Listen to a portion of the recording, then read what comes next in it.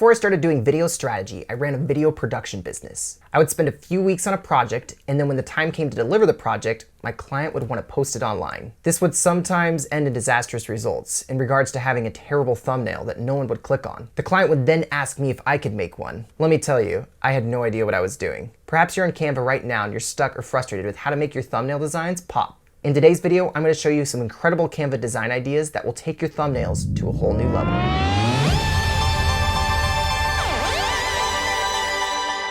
Hey Big Shots, my name is Daniel Ford and I teach young entrepreneurs how to grow their business online using the power of video. If this is your first time here, be sure to subscribe down below and hit that bell so you never miss another video. In one of my previous videos about making attractive thumbnails, I covered tips that I use to make attractive thumbnails and to help you stand out from your competitors. In this video, I want to dive deeper into some of the bigger issues I see entrepreneurs making with their thumbnails. It can be hard and frustrating making an attractive thumbnail. If you feel like you're stuck and you need some more design ideas in order to up your design game on Canva, well, this video is just for you. Why don't we start with a blank-based design? The issue you're probably running into is having flattering colors, or you're probably running into a complementary color issue. Certain colors work together while others don't at all. Ever wonder how designers find the perfect color combination for their designs? They use what is known as color theory. Color theory is a practical combination of art and science that's used to determine what colors actually look good together. The color wheel, which goes along with color theory, was invented in 1666 by Sir Isaac Newton, who mapped the color spectrum onto a circle, which is known as a color wheel. One way you can go about determining the perfect color combination for your thumbnails is by looking at a color wheel and choosing a color on the color wheel. The color that is directly opposite of the color across from the color wheel is complementary to that color. These colors are typically high contrast colors that help your image stand out. You can play around with the different shades of that color, making it lighter or darker to see what works for your image. So there are other methods that you can use to find good color combinations on the color wheel, and I'm going to show you right now. So the first one I mentioned was finding complementary colors. These are basically two colors on the opposite side of the color wheel from each other. Or you can use monochromatic. These are three tones, tints, and shapes of one color. Or analogous. These are three colors that are side by side. Or you can use triadic, which is basically three colors that are evenly spaced out on the color wheel. They're a little less contrast than the complementary ones. Or you can use tetradic, which is four colors that are evenly spaced out. This step is a great step for getting awesome Canva design ideas. So if you're still feeling a bit overwhelmed, Big Shots, let me show you the ones I commonly use to make it a little bit simpler for you. I love using complementary and monochromatic together. A way to use these effectively is by, let's say, choosing your dominant color, such as blue, then lowering the shade of that color so it's not as bright in combination with its opposite. This helps a lot because sometimes you combine these two colors together, and because one is more contrast to the other one, it doesn't look as good. Do the same to the secondary color if you need to. Also, a quick side note, black and white seem to work pretty well with most color combinations, so don't be afraid to use that as an accent to your colors. If you want a great place to see what different color combinations look like in a simple way,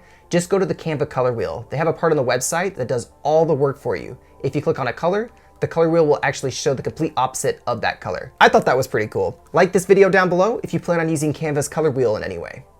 Your font combination sucks. Certain fonts work together better than others. At times, I think you'll probably make a thumbnail and you'll just throw some text up on there and wonder why doesn't it not look good at all. There are three types of fonts and how to use them for your thumbnail designs. And I would say the first one that you want to use is headline fonts. These fonts are basically used on newspapers, usually when it's trying to emphasize something really important. They're otherwise known as display fonts or title fonts. And these are very good fonts to use for almost any type of thumbnail situation. The second font are serif fonts. These basically are fonts that are typically used for reading things on your website. And the way you can tell what kind of fonts serif fonts are, basically there's little feet at the bottom of the font that show that it's a serif font. These are fonts that are used mostly for reading and not necessarily for big displays. Then the third type of font, which is sans serif fonts. These are fonts without little feet. And these are sometimes used as subtitle fonts. So I would put priority on using more headline fonts and sans serif fonts, as they usually complement each other and help alleviate pressure on the thumbnail,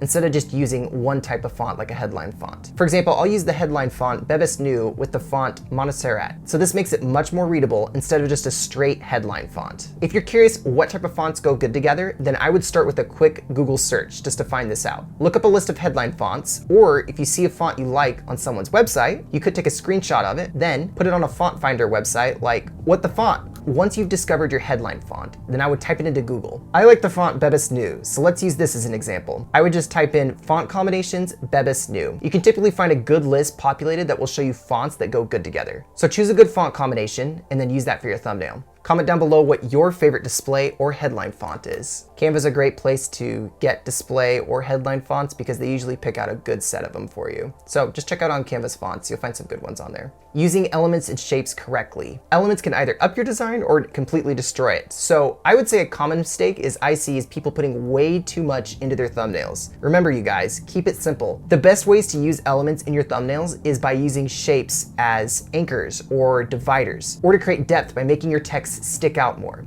Just do this simply by placing shapes or gradients behind your text. Now I do have more tips and design ideas, but you can't do some of these in Canva because of how limited it is. So I use a program called Affinity Photo, and I make my thumbnails all in here. And this allows me a lot more flexibility in regards to what I can do with my thumbnails. If it interests you at all in me doing a video on how I use Affinity Photo to make my thumbnails, please comment down below and I can show you guys how I actually do my thumbnails so you can see all the different tricks that I use. It's a little more advanced, but if you have something like Photoshop, it's definitely doable. So let me know down in the comments below if you'd be interested in a video like that. So big shots, if you've made it with me this far, you're on your way to making your business into a purple cow. And if you haven't watched my previous video on making attractive thumbnails, I'll link it right here and down below. By the way, if you want more videos like this, be sure to subscribe down below and I'll see you guys next time.